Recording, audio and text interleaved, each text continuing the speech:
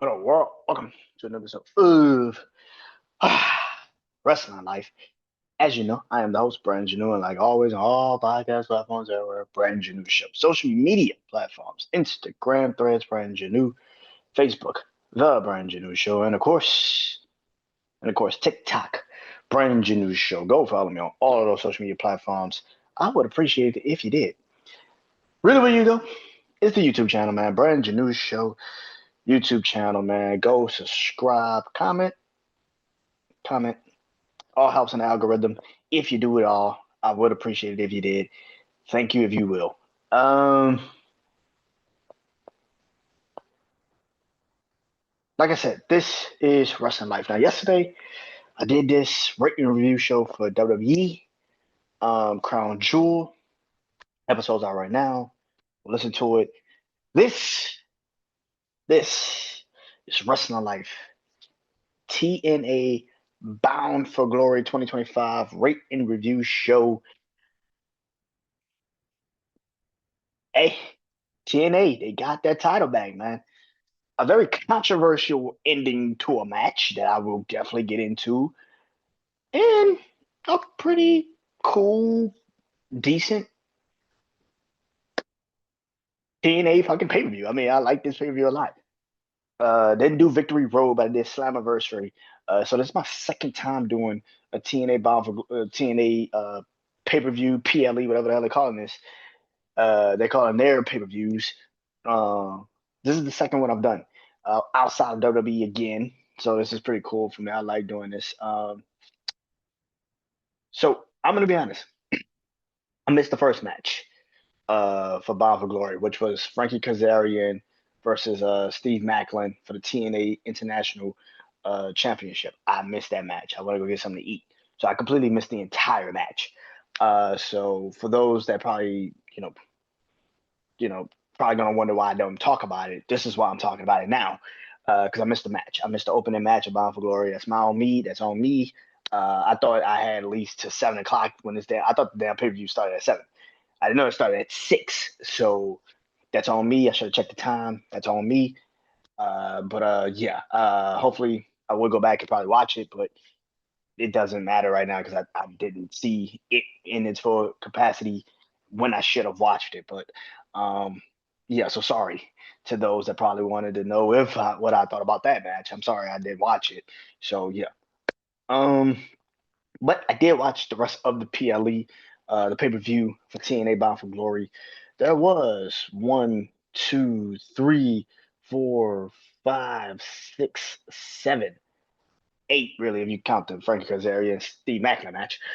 Eight matches on this card. I don't like long pay per views because a lot of matches on the card just too much to talk about. It's damn near like 2 hours trying to fill all these goddamn matches. But anyway, um, if you know I do my regular review show, I'll talk about my least favorite match and then I go to my most favorite match of the night. So yeah. And if I got more than 5 stars, which I do, this was pretty good pay per view, man. This was really, really fucking good pay per view. Um, which I do. Then I will give out my match of the night of this PLE, of this pay per view. And yeah, so let's get it started, man. My least favorite match of the night was Tessa Blanchard versus Gina. Oh my god, Gia Miller. Couldn't speak for a second. Gia Miller. Tessa Blanchard versus Gia Miller. I gave this was really like 2 stars. That may be the lowest I've ever rated a match. Probably I rated the Kofi Kingston, the New Day and War Raiders match for WrestleMania like very badly too. But this was 2 star. I gave it 2.5, but I really will give it 2 stars.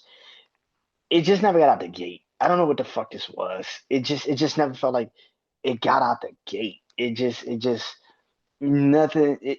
For it to be a feud, like a real feud that they've been building on for months and months and months. Tessa Blanchard even got suspended for attacking Jeannie, God, Gia Miller. She got suspended for attacking Gia Miller. Like she got suspended for this shit at Slammiversary. all of that leading to her finally having a match with Gia Miller, just for it to be a dud. It felt like a fucking dud. Like it felt like it just never got out the gate. It sucked. It just never got out the gate, man. And someone like a Tessa Blanchard that can go in there and fucking wrestle.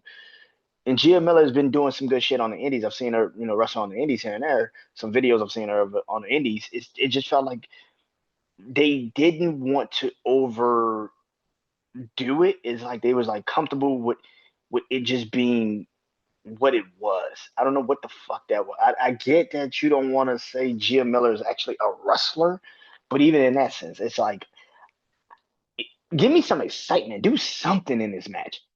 They just didn't do shit. Like this match just didn't fucking matter. It like I said again, like for it to be a blood, like a feud, like Tessa Blanchard got suspended. She treated this shit like it doesn't even matter. Like this was bad, man. I don't know why they put this on the card. For it to end like that and have that type of energy, that type of match with the actual the story was good. It just the execution of this match just fucking sucked. It wasn't good. I don't know what the fuck they were doing. Like this was just a really bad fucking match. Oh my god, this is a really bad match. Yeah, I give it 2 stars. Like I said, I gave it 2.5. I was trying to be generous, and this shit was like 2. To be honest, it might be 1.5. I'm gonna be honest, it might be 1.5. It might be the lowest match I've ever rated because it was just like the story was there. The fucking match just felt like it was just nothing. It was just like Tessa was just fighting herself. Like it was just so fucking. And then you still had to cheat to win the match. It's like what the fuck are we doing? Like I fucking guess. Like I guess, man. Shit. I'm gonna be honest. This is 1.5. This is 1.5. I give it 1.5. This show's bad. It was really fucking bad. Like the story was there, but it just the match itself just didn't fucking it didn't make sense. It was not good. Yeah. It was like it wasn't even like a surprise element to it. Like oh shit, like it had potential and it just like the first maybe 2 minutes of the match, it just died. It was yeah. Yeah. Fuck it. 1.5 stars. I don't know how to really rate this. This was just 1.5. It had a story and everything, and just this match just didn't fucking. There was nothing to it. I don't know what the fuck happened. I don't know what the fuck happened. This was a dud. This was a dud. 1.5 stars. That is the lowest I've ever rated a match on this rate review show ever. God Almighty. Yeah, 1.5 stars. Uh, my second match I want to talk about. Kalani Jordan versus Indy Hartwell. I give this 3 stars. Really 2.5. I give it 2.5. Really. I give it 3, but I give it like 2.5. Unlike the Tesser and Gia match, this actually did have some time. They just were like very fucking clunky together. Like it was just a lot of I don't know, man. This really did feel like two WWE superstars just in TNA. A lot of fucking miscalculations of moves. This is another one. It just felt like it just could never get out the gate. It was just like, and once it finally kind of did a little bit, you could kind of think it's gonna be good. It just ended, and you're like, okay, I guess. Like, I don't know when Indy is gonna win this belt. She had her family there, you know, but she beat Tessa which actually created the rivalry between Tessa and Gia. She beat Tessa at Slammiversary. Like I said, it's been 2, 3 months in the making of these two women finally getting them into the fucking match. And it just God almighty. But this match was cool. Kalani Jordan, again, Kalani Jordan. I'm cool with her being the TNA Knockouts champion. I know a lot of people hate that TNA NXT people are walking around with the TNA titles. If she's actually going to be on TNA and actually do TNA shit, and be a part of the TNA roster, that's the best thing for her. I think that's a great thing for her. You get a chance to have her be um not so much in WWE on NXT at least, because again, that NXT women's roster is so fucking stacked. It's just like, where the fuck does she fit? And she's already won the NXT North American Women's title. She's already been there. She was the first inaugural NXT Women's Champion, North American Women's Champion. So you're not gonna give her that belt. You're not gonna give her that belt back. You're not gonna put the NXT title, NXT Women's title on her because of, it seems like you're going in the direction of Sol Ruka in NXT. So either Sol's gonna drop the belt to either, Zarya or Blake Moreau, and then eventually she's gonna have Jada Parker, and then Jada Parker's there still. I mean, it's just too many fucking people in NXT Women's Division that where Kalani Jordan kind of gets pushed out.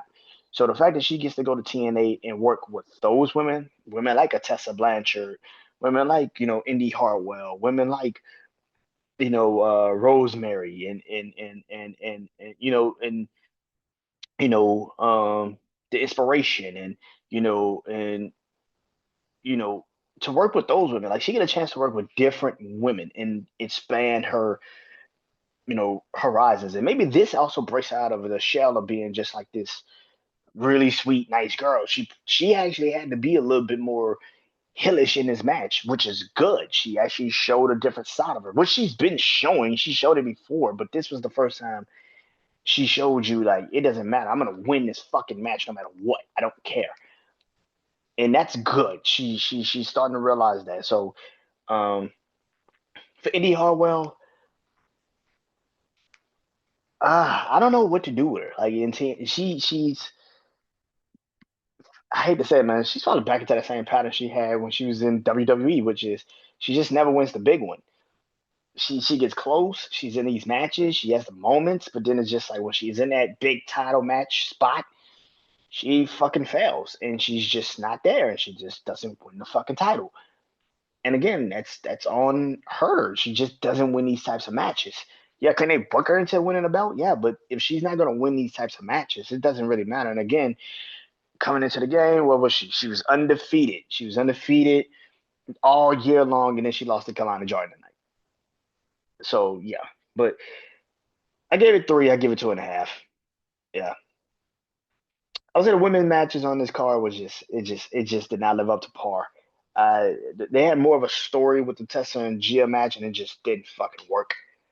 And the Kalani and the Indy matches just felt like they just it just felt so clunky. They felt like they was just felt clunky, man. It just didn't feel like it was a real title match. It felt like it was just two women from NXT, past, present, just fighting. It didn't feel like it was a real title match. So yeah.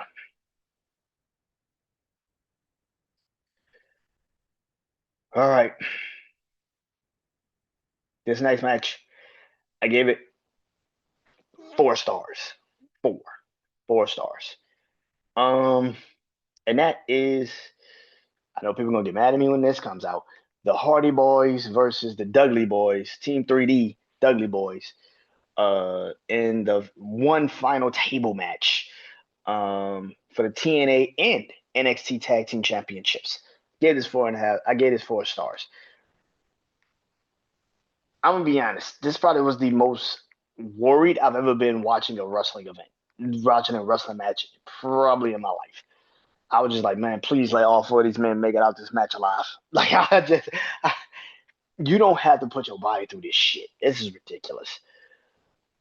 They were hitting spots. They were doing what they needed to do. Jeff Hardy, though, hit a swanton bomb off the ladder. I swear to God, I think he hit his head on the fucking ladder, bro. The way he was checking his head to see if he was bleeding and shit, bro. Like, yo, he hit his head on that fucking ladder, bro. He was concussed. Yo, he was fucking concussed. Like, there's no way in hell you can't tell me that man wasn't fucking concussed. Like, yeah, man. I like, come on, bro. Like, that match was just so nerve wracking, bro. Watching that shit was nerve wracking. You haven't seen Divine wrestle in so many years. Bubba's been active. Mad and Jeff, of course, are active. But that was the first time you seen just like, oh my God. I'm like, man, I was terrified. I'm like, man, these are two of my favorite tag teams of all time. Legendary tag teams. Dudley's even bought out Spike Dudley, which I was like, bro, come on, man. That's just goat shit. Come on, man. Don't make me fucking tear up in his motherfucking room. Don't do that. Why would you do that? The match all in all, man, was it was nostalgia to the fullest, man. I gotta give him that credit. This was not like last yesterday with John Cena and AJ Styles, where it's kind of like, okay, they can still go in the ring. This felt more like your like your uncles fighting each other, and you just like, hopefully nobody calls the cops because this shit is getting embarrassing. Like it's just like, hope nobody calls the cops. Like this is getting bad. Love the Hardys, love the Dudleys. Off of nostalgia alone, I give this 4 stars because they were hitting the spots. It's not like they weren't hit the spots, but it just, yeah, man, I hope everybody's healthy. I hope everybody goes home. Everybody's good, but I swear, man, I thought I literally, Jeff didn't even hit the second table. He hit all the way to the first table, and then the fact that the ladder is literally right there when he hit the table, you can tell he hit his head, bro. I'm like, I know I'm not tripping. That man was damn near concussed. I know people are gonna be like, well, he was still moving. That doesn't mean he wasn't fucking concussed, bro. I don't know what the fuck you talking about. Yeah, that was a terrifying match. I'm not gonna lie. I love the I love all 4 of them for doing it. Appreciate them for doing it. Nostalgia itself was through the roof. But yeah, I don't want to ever see those 4 men ever in the ring again. That shit was fucking terrifying. And I'm to the point now. I love the Hardys to death, but I think it's time for them to just it's time for them to wrap it up, bro. I don't want to see Jeff die in the ring. That's just ridiculous, bro. Jeff has been through a lot of shit. I don't want to see Jeff die in the ring just to hit a swan time. Like that's no, no, no, no. 4 stars, bro. 4 stars. All right. I got one, two, three, four 5-star matches. So starting this off is my first 5-star match is the Call Your Shot Gauntlet. I get this 5 stars. I loved it. I actually loved it. I know people probably gonna be looking at this and be like, "Oh, they just stole that concept from AEW." How could you steal a concept from a fucking company when they were doing it first? I've always heard people say, "Oh, the casino gauntlet in AEW is so original." I can't fucking tell because this is the same fucking gauntlet. The only difference is that at the end, unlike the casino gauntlet in AEW where everybody's in the ring and you have to just pin somebody no matter, and you got different interview and timers coming off, and somebody come out in a minute, somebody can come out in 5 minutes. That's the only difference. But this is a little bit like, this was fun. It made sense. You have to eliminate people, and then the final 2 people go 1-on-1, and the winner gets a trophy and gets to call their shot on any champion they deem they want to go get. Could be the TNA champion, could it be the knockout champion. You had women in this gauntlet, you had tag teams in this gauntlet. You know, any title you see that you want, you can go get if you win this gauntlet. I love that. I love the concept. I think that's a dope ass concept. Um, yeah, I thought this was a dope ass match. I love this match a lot. The ending itself kind of was very stupid. I didn't like the ending, which is you ended up with 2 winners, which the point of a fucking gauntlet to end up with one person winning. And I get why. You put Nick Nemeth, former aka Dolph Ziggler, in one of the greats of TNA, and Frankie Kazarian in this gauntlet. You cannot have one or both of them lose. But and especially when Frankie Kazarian literally lost earlier tonight and lost the TNA International Championship back to Steve Macklin. So I get why you did it, but at the same time, it's very stupid to have a gauntlet. Everybody gets eliminated, and then it's just these 2, and then it ends in a fucking draw. and you're like, well, both of you guys are the champion. At some point, they're going to have a match one on one, and somebody's going to have to 100% win the fucking trophy. I get that you saved yourself for a situation, or did you? And that's where the problem kicks in. All in all, I thought this match was great. I had a good time watching it up until the final. I wish Matt Cardona would have won it. I thought it would be way better if he would have won it, and to see what he would have done with it. But beggars can't be choosers. Hey, it is what it is. My next 5-star match. It is the System versus Order 4.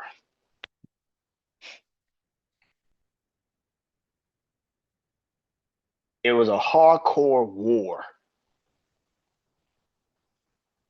kind of like a War Games match, which I thought was kind of dope. It's kind of like a War Games match. Every few seconds, you get to bring somebody comes out and out of the back and joins the match, and it only ends when everybody's in the match. It only ends when everybody's in the match and somebody scores a pinfall or a submission, like a War Games match. The concept of it is more so, no cage, no two rings, and you get to have actual, you know, you get to have actual weapons. Well, you could have weapons in fucking war games too, so it's not like it's that fucking crazy, but you get to have weapons in war games too. But yeah, I thought this match was dope. I thought this was a great match. I enjoyed it. The concept of it was dope. Um, I love war games. I just don't like it being consistent every fucking year. I love war games. I think war games is dope, but I just don't like it being every fucking year because now you're just doing war games matches, especially like for the women's side of war games. It's just like you're now starting to run out of stories. Now you got a little bit longer road this year to do a story with it. But yeah, I thought the System versus Order 4 was dope. I thought this was a great match. I love this match.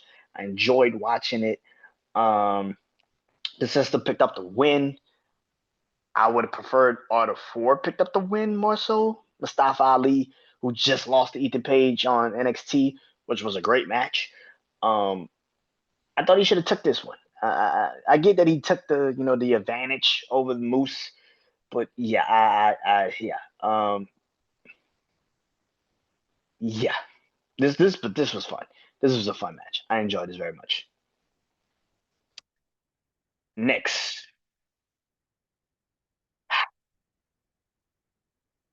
it's another 5-star match. You know, I did this last night, and I'm gonna do this again tonight because it's my show and I can do whatever the fuck I want to do. As co-main events,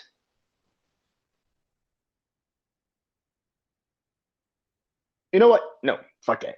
I'm gonna do what I wanted to do the first time. It's my show. I can do whatever I want to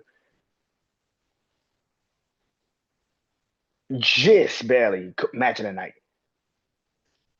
And that's Leon Slater versus Javon Evans for the TNA X Division Championship. This is 5 stars. This should have been match of the night. I'm not gonna lie. Here's the thing.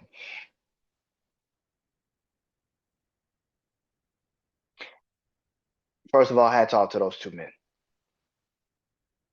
To be 21 years old, both of them to be 21 years old, and to go out there and have all, and I mean all, of the expectations of this match actually living up to what we thought it could be. And then it fucking happens. And it actually does live up to what the fuck we thought it would be. Hey, bruh, that is crazy. 21-year-old men went out there, had literally the highest of expectations of a match that neither one of them knew what could have happened, but they go out there and they fucking ball, man. They fucking kill it. Only to have the fucking ending happen the way it happens. Now, again, I know a lot of people are mad as shit at this ending. I get it. I totally fucking understand it. There's no way in hell you have the match that you just had that way, that type of match, and you have it that way, and it ends like that. You might have well just ended it the way it was, like 20 fucking a fucking 20-minute draw. You should have just had it that way. I don't know why would you do what you did? You gave us an extra 5 minutes, great, and then it just ends with Dark State coming out. And listen, Dark State gets their heat tremendously because everybody now hates the fuck out of them for this shit. But I get why they did it. It's an old wrestling trope that wrestling companies have done for fucking years. It's not just a TNA thing. It's a WWE thing. It's a fucking AEW thing. Whatever wrestling company you've ever watched, they've all done this shit. We cannot pick a winner, so we're gonna just cause a fucking DQ. That's pretty much what it is. We can't pick a winner. We don't want our title to lose. We don't want our champion to lose, but we also don't want the guy that we also know should probably be champion and probably win this match. We also don't want him to lose. So what we're gonna do is cause a fucking DQ. That's pretty much what it is.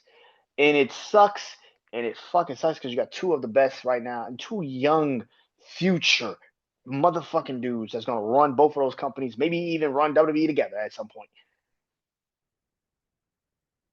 And they go out there and they have that type of match. Like I said, lives up to every fucking expectation we thought it would live up to. Them two dudes went out there and fucking balled. And for it to end in a fucking DQ the way it ended in a fucking DQ, you just sit there and say, you gotta be fucking kidding me. You gotta be fucking kidding. That is when wrestling is to the point where it gets you and you just like, motherfucker. You get straight to the point, just like fuck this damn place. Because you just like they cannot have ended it like that. But I get why they did it. They did not want Leon Slater to take the L, and they damn sure didn't want Javon Evans to take the L. So it was kind of like, how do you have a match that ends with neither one of these men actually lose? Leon Slater keeps the belt, and Javon Evans walks out still looking strong. Easy. You have him. You have the match like that. You have it in that type of dumbass ending. Not gonna sit here and say that the ending wasn't fucking stupid because it fucking was.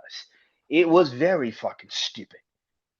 But at the same time, I know why they did it. I just wish they fucking didn't do it. Like I said, I would have preferred it just ended. I would have preferred if the actual match ended the way it was. If it ended in a 20-minute draw, we would be pissed. We would be mad, but we would be like, there has to be a winner now. So the next time them two get in the ring, it has to be a winner. This kind of saves them to have to not do that first, give us that match back. But at the same time, that was shit. That was bad, man. Like I said, it saves their ass. It saves Javon and it saves Leon Slater from not losing to each other. But at the same time, it's like you don't do no shit like that. And Dark State, you got what you wanted. Dark State got their heat back. They got people hating their ass because that ending should have never happened that way. But at the same time, I get why the fuck they did it. And I know people gonna sit there and say, but that still don't make it right. I know it doesn't make it right, but I know why they did it. Because they did not want Javon Evans to fucking lose, and they damn sure didn't want Leon Slater to fucking lose. They didn't want them to lose. Neither one of them to lose. But the problem with that is that those two young men went out there and fucking balled, bro. That fucking match was fucking good. Like I said, to be 21 years old, both of them, and to live up to the expectations of that match. And we had expectations for this. They were saying this is awesome before they even touched. Like, you understand? These men was getting standing ovations before they even touched. That's a fucking match. That is huge. That is the future. I'ma say this shit one more motherfucking time. Stop telling me Dime and fucking Brian Breaker are the future of fucking wrestling. No, the fuck they're not. They're company guys that they're trying to push and trying to make seem like they're the guys. No, the fuck they're not. What I saw tonight, that's the fucking future of wrestling. Javon Evans, Leon Slater, those are the fucking future of wrestling. Stop telling me Dime and Brian are. No, it's Leon Slater and it's Javon fucking Evans. And if you didn't watch, if you watched that fucking match tonight, and you still sit there and say that wasn't fucking wrestling or that wasn't as great as we thought, you are lying through your fucking teeth and you need to stop fucking watching wrestling.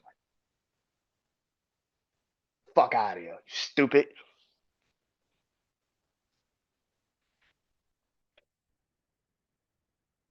But my match of the night. My match of the night. And that is Trick Williams versus Mike Santana for the TNA World Heavyweight Championship. I gave this 5 stars, obviously, and it is my match of the night. Mike Santana has done it. He did it. He has officially brought back the TNA Championship back to TNA by beating Trick Williams tonight. I actually thought this was fucking phenomenal. This was a great fucking match. This is everything Mike Santana needed. He needed adversity. He needed to bleed. Trick played into the heel perfectly in this match. Everything fit each other. It was perfect. I love the fact that Mike Santana's daughter even slapped the shit out of Trick.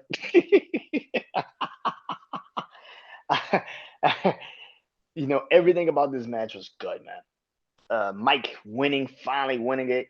Elijah is back in TNA. He's been out for a while. He's back. He stopped Nick Nemeth from cashing in the Call Your Shot gauntlet. Frankie Kazarian was in the ring, but he needed the trophy to cash it in so he could get the Call Your Shot gauntlet opportunity. So Mike walks away with the title. Great. Like I said, this match was good, man. Trick has grown as a fucking wrestler because his character has grown. The one thing about Trick that I didn't like when he was the TNA champion, it felt like he was trying to just be too much of a good guy and it just never fucking fit him. This fit him. This heel turn, everything about this fucking heel turn. I think we're gonna look back at that TNA title run, and if Trick goes on to have a really, and I mean a really great career, we're gonna look at that TNA title run and say, as much as you probably didn't like the partnership of them taking the TNA title from TNA for a very long time, that was the turning point in Trick's career where he realized, hey man, I can do this shit for real. The one thing about Trick that I've always said about his NXT title run was they really didn't put him up against anyone.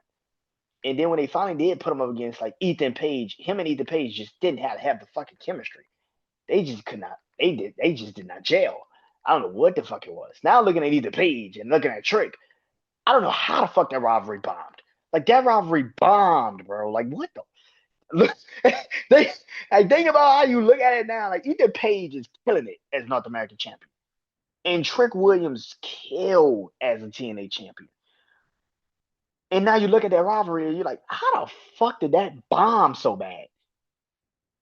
I think Trick was trying to be something he never was, which was a good guy. He still got over as the heel. People were still yelling, whoop that Trick while him and Mike were wrestling tonight. Like the man is fucking over.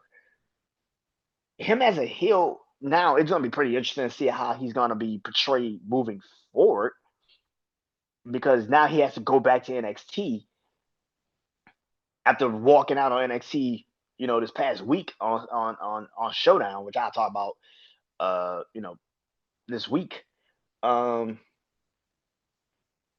but now he's back in play for Ricky Saints, and so is Javon Evans.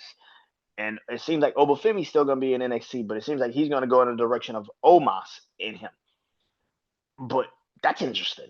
You know, for Mike Santana, for Mike Santana,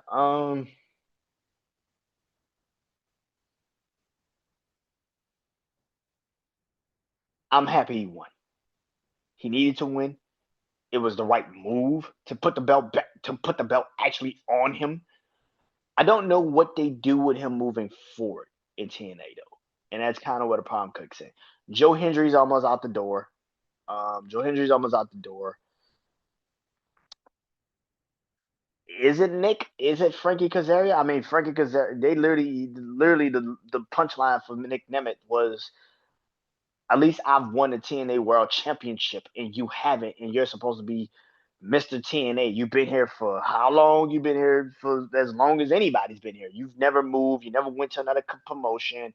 I mean, you kind of had a stint in AEW, but you never really went to another promotion. You've been TNA through and through, even through the bad times. And I mean, fucking bad times.